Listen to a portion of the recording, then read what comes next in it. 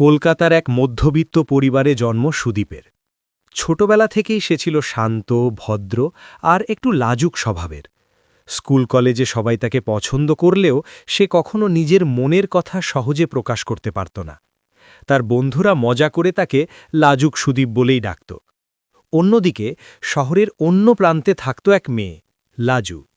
তার আসল নাম ছিল লাজবন্তী, কিন্তু সবাই তাকে লাজু বলেই চিনত। নামের মতোই সে ছিল লাজুক, কিন্তু তার ভেতরে ছিল এক অদ্ভুত গভীরতা। সে কম কথা বলত, কিন্তু তার চোখে ছিল হাজারটা গল্প। একদিন দুই পরিবারের মধ্যে বিয়ের প্রস্তাব আসে। সুদীপের মা খুব খুশি হয়ে বলেন, এই মেয়েটা খুব ভালো, একদম ঘরোয়া। সুদীপ একটু লজ্জা পেয়ে মাথা নিচু করে থাকে। ঠিক হয়, কোণে দেখা হবে। সেদিন বিকেলে সুদীপরা যায় লাজুদের বাড়িতে। ঘরের মধ্যে একটা অদ্ভুত উত্তেজনা। সবাই অপেক্ষা করছে কোণে দেখার জন্য। লাজু শাড়ি পরে, মাথায় ওড়না দিয়ে ধীরে ধীরে ঘরে আসে। ঠিক তখনই জানালা দিয়ে এক ঝলক সূর্যের আলো এসে পড়ে তার মুখে।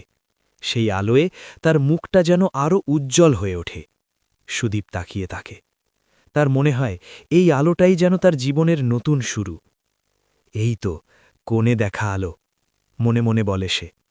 কিন্তু বাস্তবে সে কিছুই বলতে পারে না। লাজুও চুপ করে বসে থাকে, মাঝে মাঝে চোখ তুলে তাকায়, আবার নিচু করে ফেলে।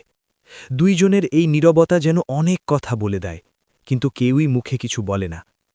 কোণে দেখা শেষ হয়। বাড়ি ফেরার পথে সুদীপের মা জিজ্ঞেস করেন, তোর কেমন লাগল?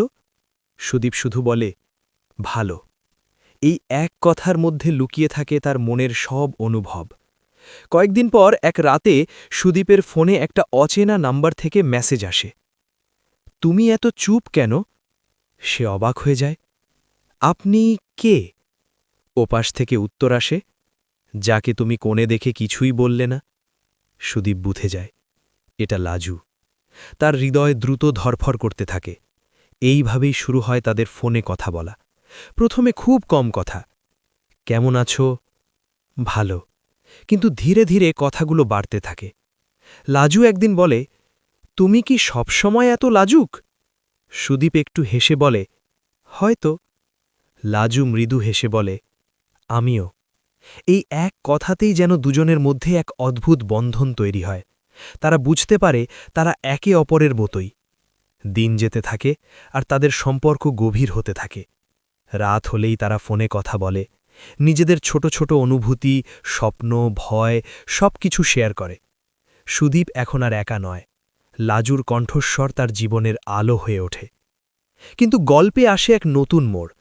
লাজুর পরিবার হঠাৎ করে অন্য এক জায়গা থেকে বিয়ের প্রস্তাব পায়, যেখানে ছেলে খুব ধনী, প্রতিষ্ঠিত। লাজুর বাবা সেই প্রস্তাবে রাজি হয়ে যান। লাজু ভেঙে পড়ে। সে সুদীপকে জানায়, আমাদের হয়তো আর কথা বলা হবে না। এই কথা শুনে সুদীপের পৃথিবী থেমে যায়। সে বলে, তুমি কি চাও? লাজু কাঁদতে কাঁদতে বলে, আমি তোমাকে চাই, কিন্তু এই কিন্তু শব্দটাই সবকিছু বদলে দেয়।